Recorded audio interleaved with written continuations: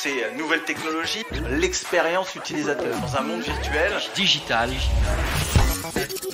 Les rendez-vous de la tech avec CDC Informatique. Bonjour et bienvenue dans les rendez-vous de la tech, le podcast de CDC Informatique. Je suis Audrey Bénard et je travaille au service communication. Aujourd'hui, dans cet épisode, nous allons parler cloud native. On le sait, le cloud est avant tout un sujet d'architecture applicative qui transforme la conception des applications et les rend rapidement déployables et facilement exploitables. Aujourd'hui, les entreprises qui s'appuient sur le cloud peuvent améliorer l'évolutivité et la disponibilité de leurs applications, notamment en adoptant une nouvelle façon de développer ces applications et cela conduit au cloud native. Mais alors le cloud native, qu'est-ce que c'est ? Mot à la mode ou véritable révolution pour les organisations ?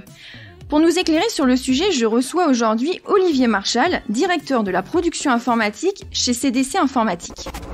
Les rendez-vous de la tech avec CDC Informatique. Olivier, bonjour. Bonjour Audrey. Tu as la lourde tâche aujourd'hui de nous expliquer ce qu'est le cloud native. Alors peux-tu donc nous expliquer qu'est-ce que ça t'approche ? Alors tu l'as dit, hein, l'enjeu des applications cloud native, c'est vraiment de procéder à des déploiements d'applications et à des mises à jour de manière extrêmement fréquente. Si on prend quelques exemples de sociétés qui ont déjà des applications en architecture cloud native, on peut citer Netflix qui déploie une centaine d'évolutions par jour, ou encore Uber qui déploie plusieurs milliers de mises à jour chaque semaine. Alors 100 fois par jour, c'est assez difficile à concevoir et je vais vous expliquer un petit peu comment ils y arrivent et quels sont les concepts qui se cachent derrière cette partie cloud native.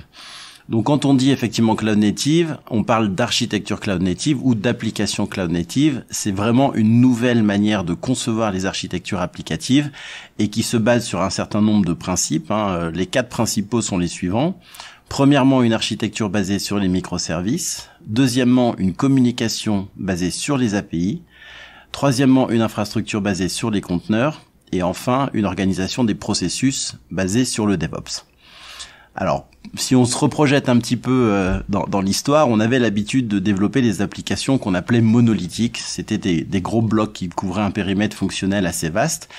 Et lorsqu'il était question de faire évoluer ces applications, on travaillait sous forme de projets avec les habituels cycles en V, qui se caractérisaient par une phase de spécification, des phases de développement, puis des phases de recettes, durant lesquelles tout bug impactait l'ensemble de l'application.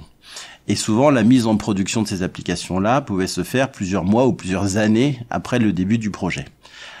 Donc c'était un bel effet tunnel, et très clairement, cette époque-là, elle est révolue, puisque désormais les architectures cloud native sont organisées sous forme de microservices. Ça, c'est le premier point vraiment très important. Et donc la notion de microservice, elle consiste à développer chaque fonctionnalité de l'application globale sous la forme d'un composant indépendant, qui généralement est de petite taille.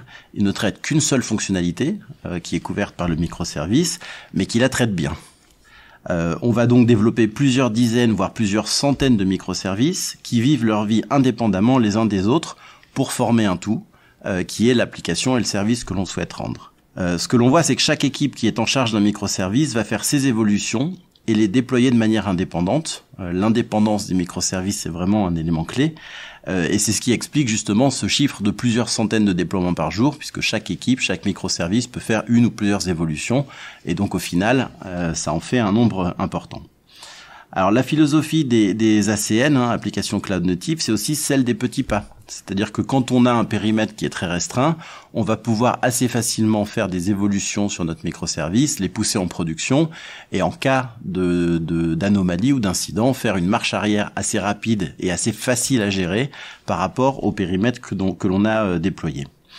Un des enjeux aussi très importants, c'est la notion de test automatisé. Comme le périmètre est relativement restreint, c'est assez facile de définir des tests automatisés et donc de valider toutes les évolutions que l'on pourrait mettre en production.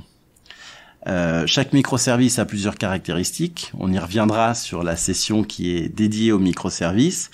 Mais je vous en donne quelques-uns quand même pour fixer les idées. Donc premièrement, le microservice est élastique, c'est-à-dire qu'il s'adapte à la demande en nombre d'utilisateurs. Plus il y a de requêtes, plus le microservice va grossir entre guillemets en capacité de traitement. Il est résilient.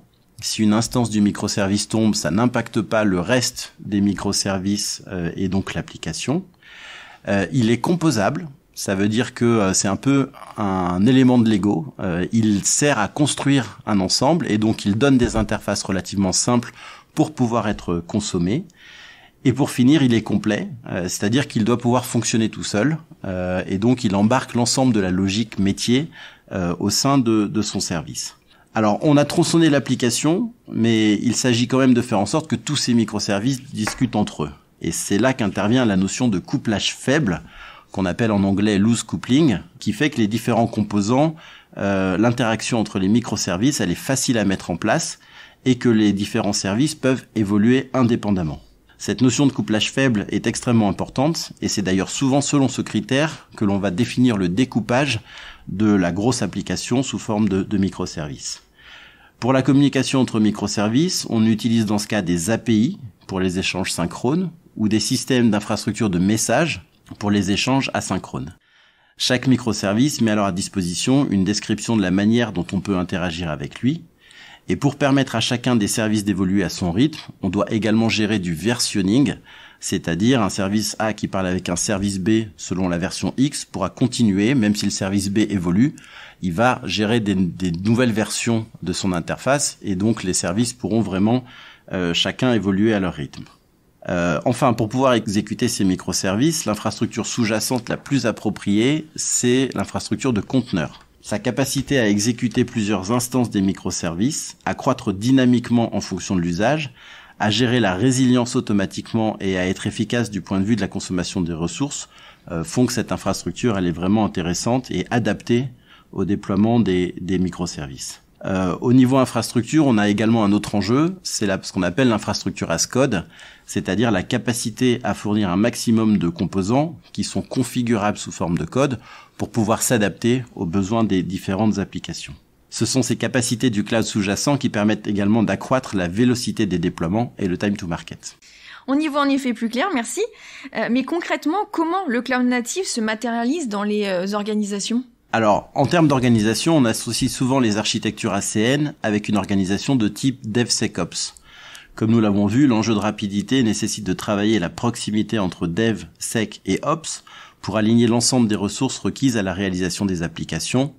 Par exemple, bien échanger sur les usages des bases de données, prioriser la mise à disposition de l'infra as code, travailler toute la partie observabilité, c'est-à-dire la supervision, mais d'une application cloud native, en mettant dans le code des éléments qui permettent de construire des tableaux de bord de production et pouvoir superviser mon application. Ces enjeux d'observabilité, ils sont cruciaux dans le sens où le monitoring des applications cloud native est radicalement différent dans sa philosophie que celui appliqué jusqu'à présent, notamment en raison du caractère éphémère des containers et de la multiplication exponentielle des microservices. Comment est-ce qu'on fait pour mesurer la santé et la performance d'une application qui est composée de 50 microservices différents? C'est un challenge en soi. La prise en compte de la sécurité aussi est extrêmement importante. Le fait de pouvoir intégrer la sécurité by design avec une compétence sécurité intégrée dans l'équipe projet, c'est également un élément clé qui permet d'améliorer la fluidité du déploiement et donc d'éviter de se retrouver avec des security gates en fin de projet qui viendraient bloquer le déploiement en production. Ça doit être vraiment intégré au fil de l'eau sous la forme également de tests automatisés. En conclusion, la mise en œuvre d'applications ACN, c'est un chantier d'ampleur qui couvre des aspects architecturaux, des outils automatisés tant au niveau des tests que de la mise à disposition des infrastructures, ainsi qu'une organisation adaptée pour partager la connaissance et fluidifier les interactions. Un grand merci Olivier pour ces éclairages. Merci à toi Audrey. Les rendez-vous de la tech avec CDC Informatique. Ainsi s'achève cet épisode des Rendez-vous de la Tech, le premier de la saga dédiée au cloud native. Dans un mois, je recevrai Octo Technologies sur la thématique des microservices. À nouveau, un grand merci à Olivier Marchal pour cet échange. Et quant à moi, je vous dis à la prochaine. Les Rendez-vous de la Tech avec CDC Informatique.